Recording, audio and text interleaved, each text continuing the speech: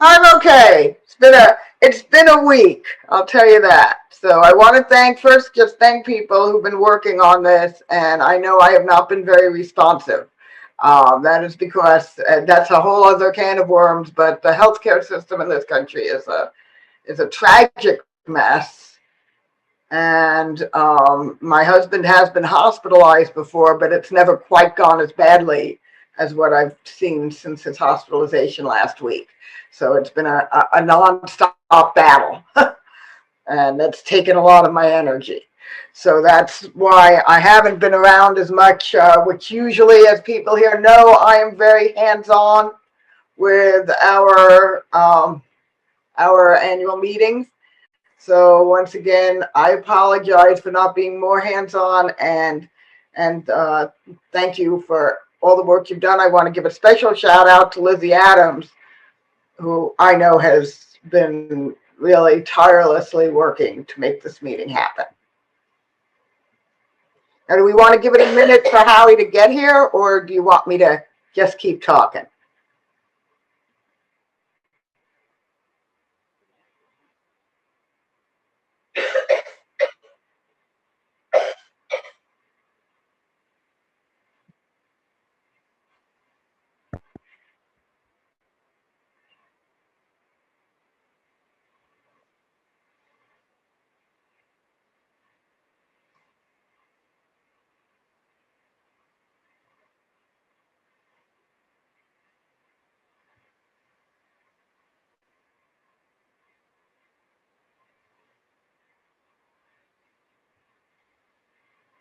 Ah, looks like Howie is here.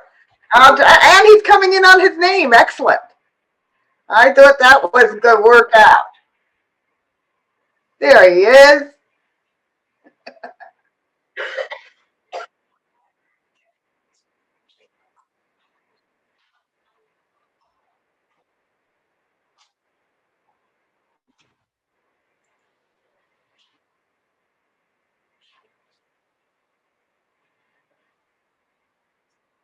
Yes, yes. Hi, Howie. Thank you for being here. LeBeau is having technical issues, so I'm going to be helping out on the presentation stuff while he tries to get his sound together. So I wanted to start out just saying a little about SB 90. So, because SB 90 is a trend going on with right wing Republicans all around the nation. As all of us know, this state is run by Ron DeSantis as our governor. Ron DeSantis is basically a Trump clone. So while the rest of the nation, we voted out Trump. I mean, well, I, like many here, voted for Howie Hawkins, but uh, you're saying Trump did not get reelected. But here in Florida, we might as well have not lost the Trump presidency because we still have his clone here in the governor's office. And one of the really bad trends we're seeing is a return to Jim Crow voting laws. The Republicans can't win elections if black and brown people don't have their voting rights suppressed. And that's what it comes down to. And they know it. And so they're doing what they can, especially in these red states, these southern states, to limit voting rights. So SB 90 does things like very similar to the Georgia law. It makes mail-in voting more restrictive. It makes it harder to use drop boxes, which if people don't know what that is, that's actually how I ended up voting. I didn't trust to put my ballot in the mail, and I was voting for Howie, and I was going to make sure that vote got in. So I went to a drop box, dropped our votes off there. They're going to make those harder and less accessible. They're making it illegal to give water to people waiting on lines. So it's a really terrible trend in this nation. And so I'm going to, give the floor over to Howie. And we're also going to be talking about ranked choice voting, which we know LeBeau is an expert on here because he's leading this effort here. And hopefully LeBeau will get his sound in order. But Howie is also really pushing hard for this because Republicans are leading on voter suppression, but Democrats are right there with them when it comes to limiting voter choice. So without further ado, let me turn the floor over to our 2020 standard bearer for the Green Party's presidential election and the original Green New Dealer, the first man to run on, the first U.S. politician to run on a fully realized Green New Deal all the way back in his governor's run back in 2010. And without further ado, Howie, take it away. Well, good morning, everybody. Yeah, the right to vote. You'd think that we wouldn't have to be debating that in this day and age. And as Rose points out, the Republicans are trying to suppress it. But the Democrats do too. Party suppression is a form of voter suppression. So maybe you get into the voting booth, but if you can't vote for who you want, do you have your voting rights? I don't think so. Now, right now, there's a For the People Act.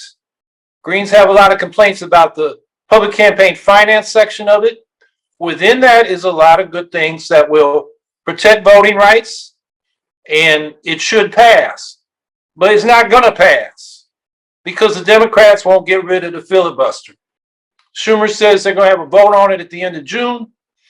They're going to have to move fast to get rid of the filibuster because there's no way they're going to get 10 Republicans if they get Manchin and Sinema to vote for cloture so they can actually vote on the bill. So I think we need to talk about, okay, what do the Greens stand for? What would our voting Bill of Rights look like? And it would include a lot of the things in the For the People Act, the John Lewis Voting Rights Act, which would restore Section 5 of the Voting Rights Act, the Supreme Court knocked out in 2013, which required jurisdictions with a history of racial discrimination in voting to pre-clear with the Justice Department any changes to voting laws. And that was, very actively used. You think it's just the South, but in New York City, Brooklyn, Bronx, and Manhattan were covered by pre-clearance. And they used to elect community school boards by a proportional representation system using ranked choice voting. They elected 9 members to 32 community school boards. And it was the first time that Dominicans and South Asians and East Asians got any elected offices in New York City. So the state, in its wisdom, wanted to put them on the lever machines and go back to plurality voting. And the Justice Department struck that down in 1998. That's the kind of thing that used to go on. Now, the Democrats won't even bring the John Lewis Voting Rights Act forward now because they think it's got legal jeopardy with the Supreme Court. So they're not even fighting for what's right. They're just like accepting the power structure as it is. It's pretty pathetic. And the fact that they won't get rid of the filibuster means they ain't really that serious about voting rights. So what would we talk about with voting rights? I think all those things in the For the People Act and the John Lewis Voting Rights Act, we would support most of them. But you know what's missing? We don't have a constitutional right to vote. Bush v. Gore down there in Florida. What did those conservative justices say? And I'm quoting, the individual citizen has no federal constitutional right to vote. We need a right to vote amendment to the Constitution. If there was one, it would empower Congress to implement and require the courts to enforce the kind of rights that are in the For the People Act and the John Lewis Voting Rights Act. Why isn't the right to vote amendment in the For the People Act? There's a lot of things missing. As long as that damn bill is, it's 800 or so pages. But then there's the question, okay, we get into the voting booth, but do we have the right to vote for who we want? So that brings up 3 things.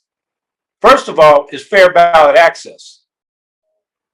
In this country, if you want to run for Congress as an independent or the candidate of a new party, it takes thousands or tens of thousands of signatures.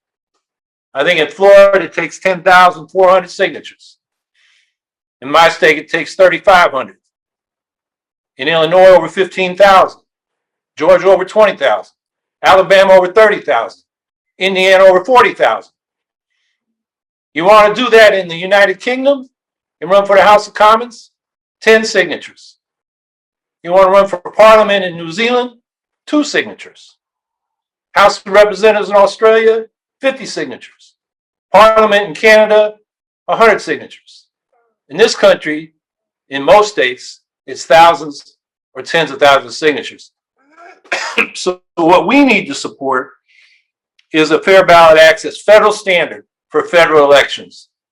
And John Conyers introduced one in the late 1980s and kept introducing it till 1999, 117th, no, that was the 109th Congress, and then he dropped it. And I think that was part of the backlash after Florida 2000. The Democrats just didn't want to let the Greens on the ballot. So now we're in a situation like New York, where they've tripled the number of votes we need to stay on the ballot, tripled the number of signatures we got to get. We got to get 45,000 in 5 weeks. Just get on the damn ballot in New York, one of the hardest standards in the country and the world. They've raised the petitioning requirements in Arkansas. They tried to do it in Nevada. And these are Democrats. So that's one thing we should be for. The right to reasonable ballot access. The Conyers bill was called the Fair Elections Act. You can look it up, and it would require for House races a maximum of 1,000 signatures or 1/10 of 1% of the vote in that district in the last election. That's much lower than what it is in most states today, although it's still higher than most other countries. And then to gain ballot access, it'd be 20,000 votes or 1% of the vote in that state, whichever is less. Again, that's lower than the standard in most states, although it's still, I think, too damn high. In any case, that's one thing, the Fair Elections Act. And then we face today, and it's worse than ever, given that the Republican Party is now not just a conservative party, it's an extremist party of racism, nativism, and irrationalism. COVID, climate, Biden didn't win the election. They got all this conspiracy mongering that they pin on what they call self-serving liberal elites. They're divorced from reality, and they live by white resentment, scapegoating, and they're a real danger. And their commitment to democracy, they've shown they don't have. So in that circumstance, most progressives feel they got to vote for the neoliberal imperialists like Biden to stop even worse Republicans. So it's really hard for us to even get any attention. What we need, and this is where ranked choice voting comes in, we need the ability of people to rank their choices so they can rank the Greens first, rank the Democrats second, and know that it's not going to help some crazy man like Donald Trump. And more than that, we need proportional ranked choice voting. In other words, in legislative bodies, ranked choice voting that creates proportional representation from multi-member districts. And this is crucial. If we get ranked choice voting in single-member winner-take-all districts, nothing is going to change. The Australian Greens know this. Their House of Representatives is 151 seats. They got 10.4% of the first choice votes in 2019. They only got one of 151 seats. On the other hand, the Senate in Australia is proportional representation. It's multi-seat ranked choice voting. And the Greens got 9 senators, which is about 12% of the 76. And that's close to the 10.2% they got first choices in those elections. So you see the difference. If we settle for ranked choice voting from single member districts for legislative bodies, we're still going to be marginalized. We'll maybe get a little higher vote in the first round, but in the end, because these districts are mostly majority Democratic or majority Republican, and they can still be gerrymandered. You can't gerrymander multi-member proportional districts, because everybody gets their fair share of representation. But with single districts, you can gerrymander them. So the majority Republican, majority Democrat, and the Greens ain't going to elect but a few people. So that's really key. Now, at the federal level, there's a Fair Representation Act. Donald Byer of Virginia, Jamie Raskin of Maryland, and some others have sponsored this bill. It's only about 7 or 10 sponsors. It's not going anywhere now, but it should be something the Greens fight for. That would get us proportional representation in Congress. And then the fourth thing is the presidential election.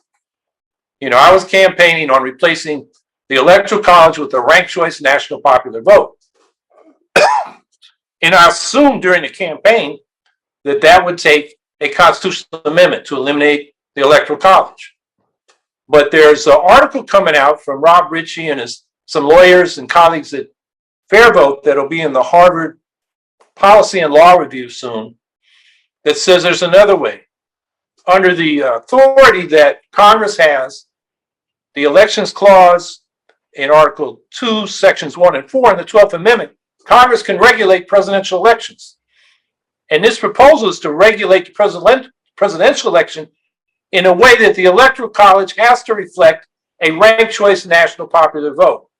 And it could be enacted by Congress. They have, in this article that will be coming out, model legislation. And what it basically says is you have to have a ranked choice national ballot that every state uses. And as part of that is fair ballot access, so that, you know, all the legitimate candidates are on it. And then the states take their tabulations, send it to the Federal Election Assistance Commission to tabulate the ranked choice national popular vote. And then the Electoral College from the different states is required to accept that vote. So that is probably the most optimistic thing I've read this month, because I always thought we'd have to get a constitutional amendment, which is a harder row to hoe than just getting something through Congress, which isn't easy given what I described at the top.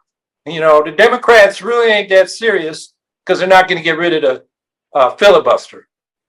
And so anyway, you want me to talk about ranked choice voting and our voting rights? That's what I got for you. We need to focus on having the right to vote for who we want once we get in the polling booth, as well as getting in there in the first place. Well, thank you, Howie. Okay. Try again, LeBeau.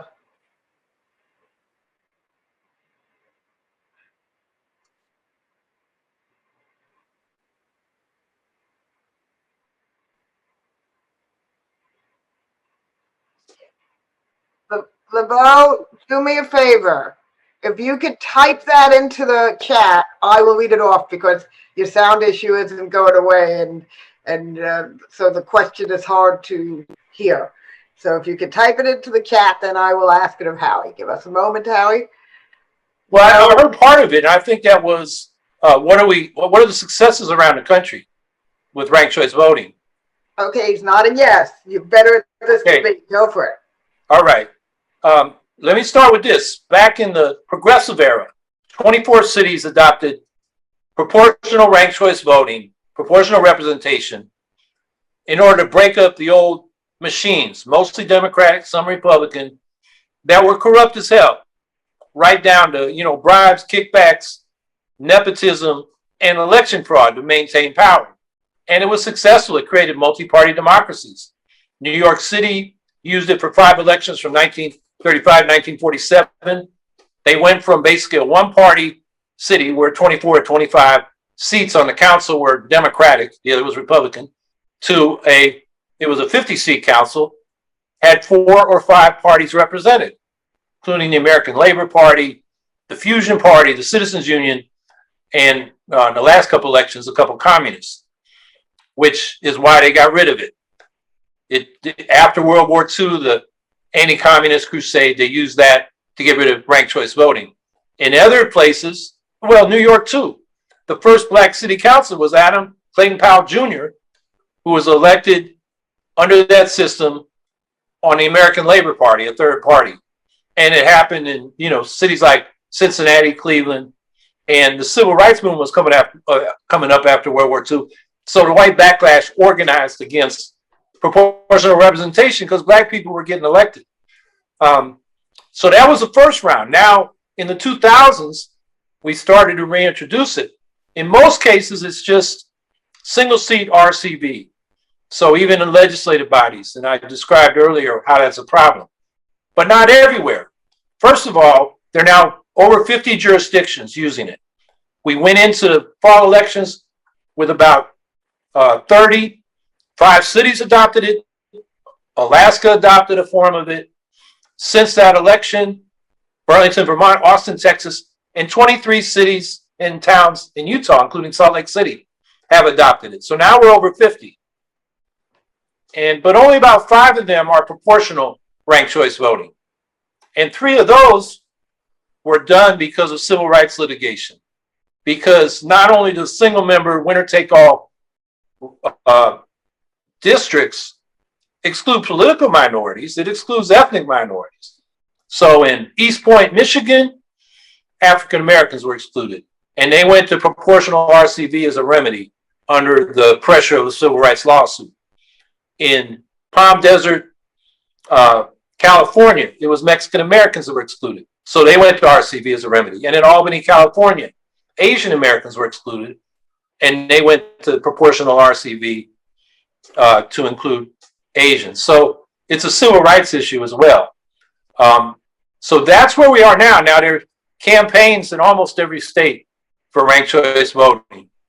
And more local governments are adopting it. Maine and Alaska have it at the state level. Massachusetts referendum lost in 2020, but they're going to come back. So there's a real movement out there. Excuse me. And I think for Greens, it's key because right now, as I described earlier, with an extremist Republican Party, progressives don't even want to hear about voting for a progressive program. They just vote for the Democrats to stop the crazy Republicans. With ranked choice voting, we get rid of that problem. And that opens up the political system to us, and we should be in it because you look at the public opinion polls, where do the people stand? They stand with us on Medicare for all, a Green New Deal, military spending cuts, student debt relief, all these things that the Democrats are not delivering. That's why the Democrats are scared of us, because they know our platform is popular. So I think right now is an important time for us to work on ranked choice voting, and we're winning. It's a reform we can win. Thank you, Howie. If anyone here has the dial-in information readily available, please send it to LeBeau ASAP. I'm just not in a great position to look it up and find it and get it to him at this moment. But I'm going to read his question of how can we push multi-district membership in the public like we have RCV? And Nick actually asked, what is multi-district membership? Which, if I'm going to be honest, I would like the answer to that too. Me too. Not something I'm familiar with. Yeah, okay, single members, like your congressional seat. You vote for one, you get one. And if you're in a majority Republican district, you get a Republican. If you're a majority Democratic district, you get a Democrat. In a multi-member district, you might elect, say, 9. Now, the way the formula works out for the winning threshold, it's 10% plus 1 vote. So any political viewpoint that has 10% support gets representation in a 9-member district. So it's a system of proportional representation. I described the community school boards in New York City. Those are 9-member districts. You vote the same way as you do in single-member district ranked choice voting. You just rank your preferences 1, 2, 3. And when they're counted, everybody over the threshold in the first round, their surplus votes are distributed to their second choices. And then, like in a single seat ranked choice vote election, after those surplus votes are distributed, you eliminate the last place candidate, redistribute their votes. That's 1 round. And you keep doing those rounds until, like in a 9-member race, you have 9 candidates who pass the 10% threshold. The formula is just a way of figuring out how to make sure you get no more than the number of seats available, you get people elected to it. So it's the same formula you use in ranked choice voting for a single seat. And that ends up being 50% plus one. In a 3-seat election, it's 25% plus one. In a 9-seat election, 10% plus one. And you can look up the formula, but it's pretty simple. Thank you, Howie. We have a question from, hold on a moment, Peter. Okay, hold on. Peter Bolton. You mentioned the problem of the filibuster in the Senate blocking progressive legislation. Do you think the Green Party should consider proposing abolishing the Senate altogether? Yeah, I proposed that. I actually wrote an article that appeared in Roll Call in 2000. Ralph Nader wasn't happy about it because back then the Greens were split. We had the Green Party USA and the Association of State Green Parties. Green Party USA platform called for the abolition of the Senate. And Ralph called me and said, I don't want to get into that. I don't want to talk about the Federalist Papers. That's not my issue. So the first sentence of that article was, Ralph Nader doesn't support it, but the Green Party USA does, and here's why. But anyway, yeah, it should be. The problem is it takes a constitutional amendment. If you read the Constitution, it takes unanimous consent of all the senators to change the way the Senate is elected. So to get rid of that, you'd have to have either an amendment that would have to get through the Senate, which would be hard, in order to go to the states, or a constitutional convention. So that's really a difficult thing to change. But yeah, the Senate should be abolished. It's not one person, one vote. It's one state, one vote, and the states vary from Wyoming to California. A small, rural, almost all white state in a big, huge, multicultural state. And they have equal power, which is why the system, like the Electoral College, the U.S. Senate, is biased toward the rural white conservative vote. It distorts our politics. Okay, I'm going to allow Steve Baker as a direct follow-up to this. So I'm giving the floor to him. Steve? Thank you, Rose. Hey, Howie. I wanted to say thank you for running the great campaign under duress. And this is just like a kind of a naive question, but we keep hearing all these complaints all over the media about why 10 votes in the Senate are holding up anything that from passing, like the investigation into July or January 6th and all that stuff. So my question is, what is the problem with, or what is the method for getting rid of this filibuster problem? And are you in favor of that? Yeah, the Democrats having 51 votes, counting Kamala Harris, the vice president, can change the Senate rules. And right now, the filibuster is enforced by what they call cloture. You have to have 60 votes. It's not a percentage, it's 60 raw votes to stop debate and move to a vote on the bill itself. In Robert's rules, it's called calling the question. And so the Democrats could do it. Their problem is they don't have Manchin, they don't have Sinema. Feinstein has been back and forth. She may be getting dementia because I saw a quote from her the other day where she was on both sides of the question within 2 sentences of each other, and then said she didn't even know it was an issue. So I don't know where her head is at now. Mark Warner's another one. It's, Manchin's taking all the heat, but there, maybe 5 or so Senate Democrats that don't want to get rid of the filibuster. So, Okay. That's where we're at.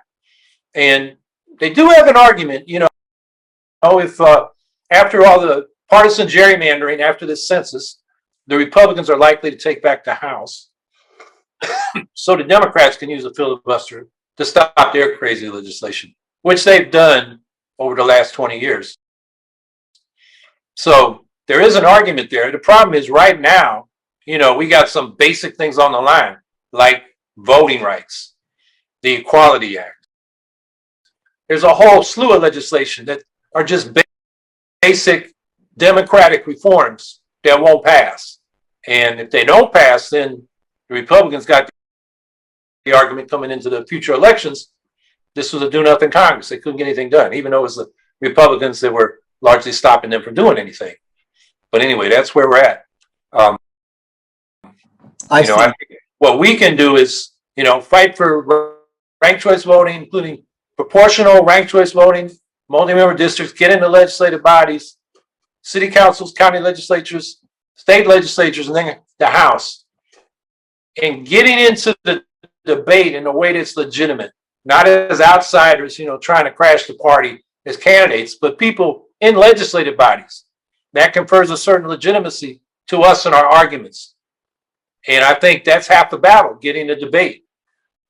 In a way, we've won the debates, like on Medicare for all. The problem is public opinion doesn't translate into public policy given our distorted democracy. Thank you, Howie. Thank you, Steve. Thank you, Howie. So I'm going to read one last question on this topic by Steve Showen. Then we're going to segue into the eco-socialist Green New Deal. And all these things are interconnected because we, as I like to put it, we need an eco-socialist Green New Deal for people and planet. And, we need that total transformation of society, but without the, what you might call the political wonkery stuff that we're talking about now in terms of, districting, gerrymandering, proportional RCV. If we don't have these things, then we can't elect Greens into office, and we're stuck with this deadly duopoly. But anyways, let me just go back to a question that Steve Showen had here, which is, how could single-member districts be converted to multi-member? Well, in some states, at the federal level, that Fair Representation Act, just take an act of Congress that would require multi-member districts and ranked choice voting. In some states, you can do it by law. In New York, we got to change our constitution because our constitution does say single-member districts. So it varies from state to state. In most municipalities, in states with home rule, it can just be a local law. So you got to research your jurisdiction to see what's required. If it requires a constitutional change or a charter change, then you got to, do an initiative or get a referendum passed by your legislative body and then passed by the voters. Clarifying question? Yeah. But structurally, what does it mean? Right now, we have so many congressmen for the House. Now, if we're not going to have a congressman from certain districts, what do you do? Reorganize these districts and restructure the House? I don't know structurally what that means. It means each state would elect their representatives from districts of, I think the bill says 3 to 5 members. Now, if you're a state with smaller number, like Vermont has 1 member, that would just be a single district ranked choice vote. But New York has 29. So we would have, maybe 6 districts of 5 and 5 districts of 5 and 1 of 4. Could you still keep the same number of representatives? You keep the same number, yes. Thank you. Thanks, Steve. LeBeau, you said you had one more question, so let's do that. Yeah. There you I'm are. sorry, I've got to put this one on the table. So we, of course, lead in policy over party, and we recognize that the Democrats are in many, many ways better than the Republicans. But I do want to give you a moment to talk about some of the dirty tricks in voter suppression that happened to your campaign during the 2020 session, and maybe give you a chance to dispel some misinformation that was spread out through many channels regarding, say, Wisconsin and things like that. Is there opportunity for litigation? Yes, but you got to pay lawyers. Like in Wisconsin, I have a lawyer who is a Wisconsin, lawyer. He's a Democrat, but he thinks what happened to us was wrong, shameful on the part of the Democratic Party, and he was willing to go to court. The problem is we don't have the money to take those officials in Wisconsin that violated the law to court. So, yeah, you can always sue, but it costs money, and we don't have that kind of money.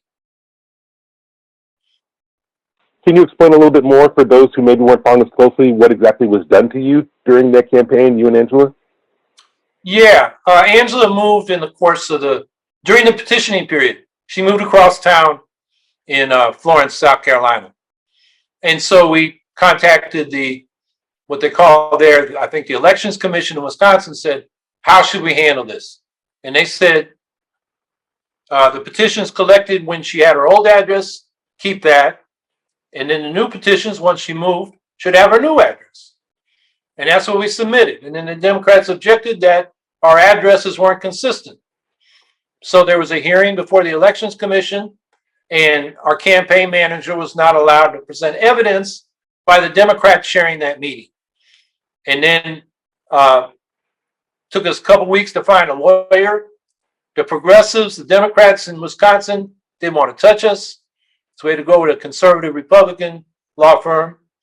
But it was a good case, and the Supreme Court of Wisconsin sat on it for a week while the Democrats messaged in the media that we were holding up absentee ballots. It was the Supreme Court that held them up for 8 days. And then when they finally decided, they said, it's too late. The absentee ballots have to go out.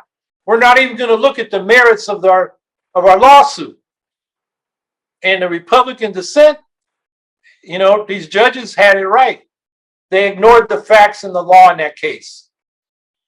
So it was a setup. We got screwed. And we had a similar situation in Pennsylvania, a similar situation in Montana. And, without an army of lawyers and much more well-financed campaign, it's really hard to fight the Democratic Party. You got to remember, we raised short of $500,000. Biden and Trump each spent a few billion. And that doesn't count all the independent expenditures done on behalf of the Democratic Party at every level. So, it's a real David versus Goliath situation. So there's an old line from Raymond Chandler book, Philip Marlowe character. They'll knock your teeth out and then kick you in the stomach for mumbling. And there's something about that line that really brings to mind how these cases get handled. They stop your ability to function at every turn, and then punish you for not being able to function. So that's very much, this. If we watch MSNBC, which I do occasionally, just to see what kind of propaganda they're putting out, it's the most vibrant democracy ever, and let nobody ever tell us otherwise, or you must be a Republican. But it's not, and we all know that. So I'm going to segue now into handing the floor over to Howie again, so he can talk about what he was really running on, which was an eco-socialist Green New Deal. Howie was the only candidate in the race, who was talking about these life and death issues of, medicine for all, medical care for all, the environment, jobs, and averting nuclear disaster, which neither party will discuss at all. So again, let me hand it over to Howie. I am stepping away just one moment because I need the ladies' room, but I will be right back. And Howie, take it away. Okay, thank you, Rose. Well, we're in a climate emergency and it's getting worse. Biden had this summit where he promised to cut carbon emissions by 50% by 2030. That's a promise he cannot keep, given what's in his so-called climate plan. And the climate emergency demands a radical and rapid decarbonization of the U.S. economy, needs numerical goals and timetables to phase out carbon. None of that is in Biden's plan. And to do that requires what we call an eco-social solution. During the World War II emergency, federal government took over a quarter of U.S. manufacturing capacity in order to turn industry on a dime into what they called the arsenal of democracy to arm the allies against the fascist powers. We need to do nothing less through the public sector because we've got to plan and coordinate the transformation, not just of power production, electric power production, but all the sectors that also use energy: manufacturing, agriculture, transportation, and buildings. And you can't do that with what Biden offers, which is basically throwing money at the market, at the corporate sector, corporate welfare, subsidies, loan guarantees, tax breaks, and expect corporations that got us in this mess to get us out of it with an uncertain future. I wrote an article. I said, they want to go at a leisurely pace with market incentives. It's just too damn late for gradualism. We are, as a report came out this week, the 1.5 degree threshold that the International Panel on Climate Change put out a study on 2 years ago, or 3 years ago now. 2 years ago, 2.5 years ago. We're likely to pass that threshold, go over that 1.5 degrees Celsius at least a couple times in the next 5 years.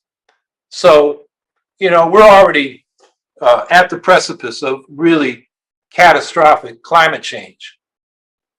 And so we're in a situation where you've got this back and forth on what Biden called his American Jobs Plan. Embedded in that is a token climate plan.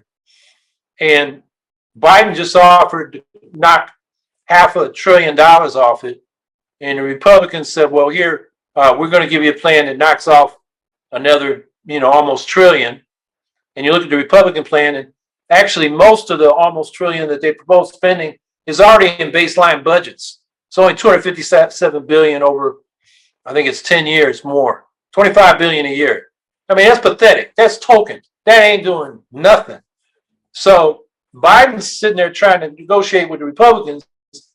The reality is the Democrats are negotiating with themselves, with the mansions and the cinemas. Now, what the progressives are advocating is, let's not just spend what Biden proposed, 2.3 trillion. Let's spend 10 trillion. But the problem with the progressive, they call it the Thrive agenda. The problem with that is it also is basically kind of a Keynesian program of spending money to incentivize the corporate sector to do the right thing, which, given where we are economically, under capitalism, we have a crisis of overproduction. We can produce more than we can consume. So there's not profitable outlets for investment in the real economy of production. So they invest in financial assets and basically figure out ways to extract more money from us after exploiting us when we do produce goods and services, get us in debt, payday loans, all these schemes to extract more money from us. That's what they do with the extra money they get. And so that is not going to work. The kind of plan that, whether it's Biden or the bigger scale plan that the progressives are talking about, because it leaves the corporate oligarchs in charge. And they're out to make money, not get rid of carbon. And there's another trick in the Biden plan, and the progressive Democrats have pretty much accepted it. They say we want to go to net zero by 2050. Net zero is a trick. What that means is we're going to keep releasing carbon, but we're going to offset it by planting trees or something. Problem with that is we not only have to stop releasing carbon, we got to start drawing it out of the atmosphere by planting trees, reforestation, by rebuilding soils that sequester, carbon-rich soils instead of the soils we got now, which are basically dead because of pesticides and artificial fertilizers. In other words, go to organic agriculture. And the whole approach that we're getting from the Democrats, both the progressives and the Biden neoliberals, is they want to control pollution rather than prevent it.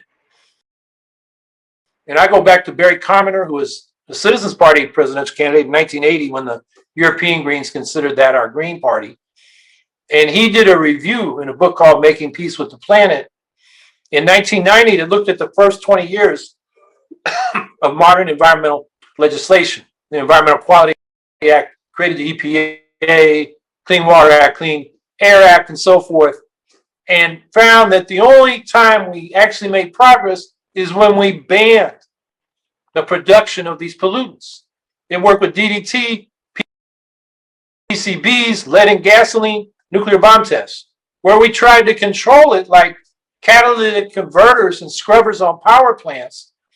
It didn't stop air pollution or acid rain. And we got to look at carbon the same way. What they're doing in the Biden plan, what he does is instead of specifying what clean energy is as really clean energy, wind, solar, geothermal in certain locations and so forth, he adds nuclear waste incinerators, gas-fired power plants, or even coal-fired power plants, if they can capture the carbon and pump it into the ground, which is not economically viable without massive subsidies because carbon dioxide isn't worth very much. You can't sell it except for a few small markets. So he calls that the clean energy standard, but most of those forms of energy under his standard are not clean. And it's moving away from the renewable portfolio standard that about 30 states have adopted. So he's actually going backwards. Another aspect of his plan is it's fiscally conservative. In other words, you look at the amount of money he's willing to spend, it's based on the amount of money he can raise by increasing corporate taxes. So it's pay as you go, or pay go, as they say down in Congress, which means they're not going to deficit spend, borrow money to get these clean energy investments made now when they need to be made. So it just slows the whole pace. And he's acting like he's, Ronald Reagan, which actually Ronald Reagan did a lot of deficit spending. He's more conservative than that. And then, I've been going about 10 minutes. Let me just quickly break it down through the different sectors. So he puts most of his money into transportation. So there's a big deal made of 500,000 electric vehicle charging stations they're going to build. But you know what you need to go to 100% electric vehicles by 2035 when General Motors says they're going to do it, when the Biden administration, without putting a date on it, kind of indicates they want to do. You don't need 500,000. You need 8 million public charging stations and 100 million in our homes. So they ain't even close. And I could go through other sections related to the rails, the truck fleet. I mean, it's just not getting there. When it comes to power production, over 8 years, he's got $100 billion for a sector that accounts for over a quarter of our carbon emissions. And like I said, the clean energy standard includes all these dirty forms of energy that will keep emitting carbon, that will supposedly be offset.